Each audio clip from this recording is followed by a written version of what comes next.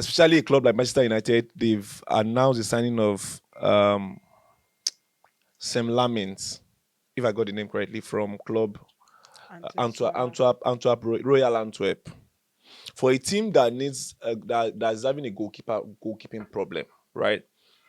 Is that Lammens? Is it the solution to it to Manchester United's problem?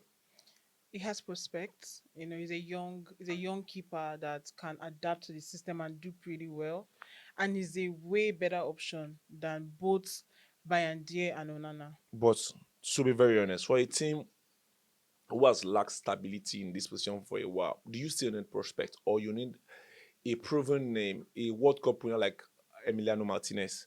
Is that the experience? He's 32 years. Martinez is not, he's an okay keeper, but he gives me the same vibe Onana gives Nah. me, because I feel like if you watch Aston Villa's game very well, Mhm. he concedes very ridiculous type of goals, just like the same way Onana concedes nonsense goals. So if Lamens now, Though he has his save percentage is higher than Onana, but when he wants to concede, he can also be very, sloppy at the back. let's put that aside. They've signed a goalkeeper. Maybe half of their problem is solved.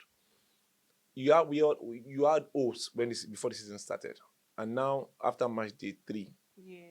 what has changed in your belief, and what do you think has changed as a whole for the team? The thing is, this actually the match day 3 for Premier League, and if you want to add the EFL with Grimsby, that's 4 games so far. And I would say Man U has performed below expectations. Very, very below. I will be very honest about that. Games that we should have buried, we never bury. Games that we should win comfortably, we struggle. How in 4 games, how do we have 2 losses, 1 draw, and 1 win? But in the Premier League, 1 loss, 1 draw, 1 win. But together, it's very poor, I must say. And I don't at this point, it's difficult to separate if it's the coaching problem or if it's the players' problem. Okay, so now that you've looked at all these things together, realistically, what do you think Manchester United will finish? Of course, still top four. All right, so you're still saying Manchester United will finish in the top 4. Perfect. All right. I think I'm looking at the positive right now. I think they are a team that are creating chances, and I think that's a very good positive. And if all these things starts going well for Manchester United, right? With I am a big fan of Zegzi. He creates more